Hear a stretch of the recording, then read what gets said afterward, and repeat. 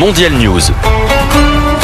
أمام فرصة كتابة تاريخ جديد في المونديال، يقف المنتخب المغربي وهو يخوض دور ثمن النهائي اليوم أمام المنتخب الإسباني على ملعب المدينة التعليمية بداية من 4 بالتوقيت المغربي. تبحث تشكيلة وليد الركراكي على اللعب بذات الروح التي ميزت أداء الأسود في المباريات الثلاث الأولى في الدور الأول، واقعية في الأداء، تنظيم دفاعي محكم، وفاعلية كبيرة أمام مرمى الخصم، وهو ما مكنها من تحقيق التأهل إلى الدور الثاني للمرة الثانية في تاريخ كرة القدم المغربية.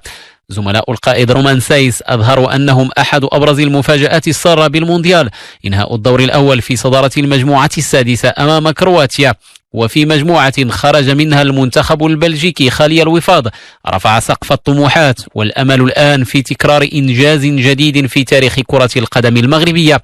الناخب المغربي وليد الركراكي عبر عن جاهزية لاعبيه لخوض المباراة، نستمع له بهذا الخصوص.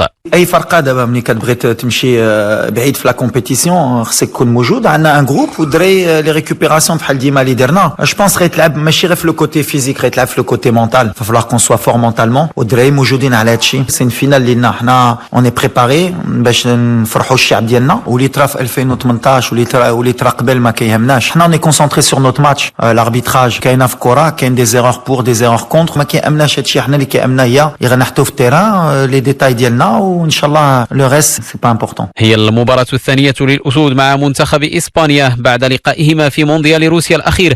حينها كان المنتخب الإسباني خطف تعادلا في آخر اللحظات بهدفين لمثلهما، مباراة وقع خلالها المهاجم يوسف نصيري هدفا مميزا من ضربة رأسية. سخاء نصيري دفاعيا بالرغم من واجباته الهجومية يجعله من الأسماء المعول عليها لتقديم الإضافة، إلى جانب الساحر حكيم زياش والمتألق أشرف حكيمي، فضلا عن اللاعب المميز في خط الوسط سفيان أمرابط.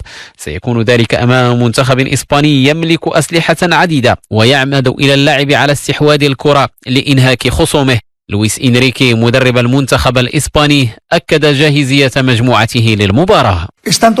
كل اللاعبين في حالة جيدة على جميع النواحي بما فيها البدنية، كلهم جاهزون للقاء وخاضوا الحصة الأخيرة وليس هناك غيابات. استرجعنا أيضا سيزار ودافيد رايا والكل جاهز.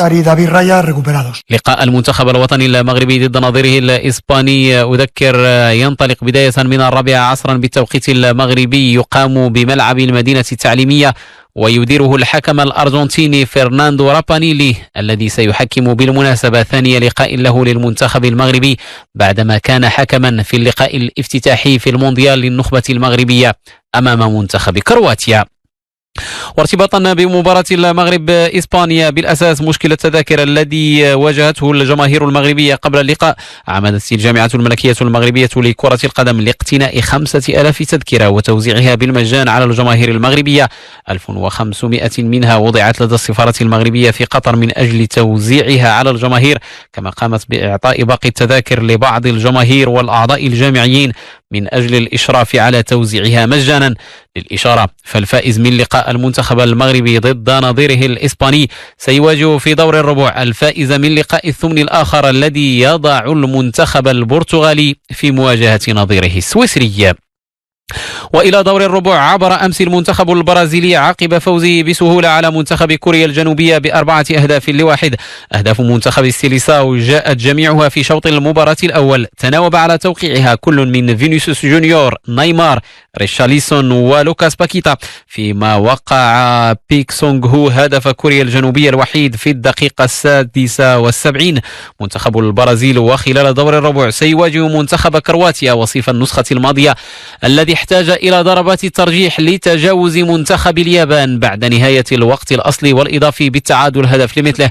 المنتخب الياباني كان البادئ بالتسجيل عبر دايزن مايدا في الدقيقة 43 قبل أن يدرك إيفان بيريسيتش التعادل للكروات 10 دقائق بعد بداية الشوط الثاني، شوط لم تتغير فيه النتيجة حتى بعد التمديد لشوطين إضافيين لتكون ضربة الترجيح الفيصل لتحديد المتأهل. حارس الكروات دومينيك ليفاكوفيتش تألق وصد 3 ضربات ترجيح ومنح منتخبه تأهلا إلى دور الربع ب3-1.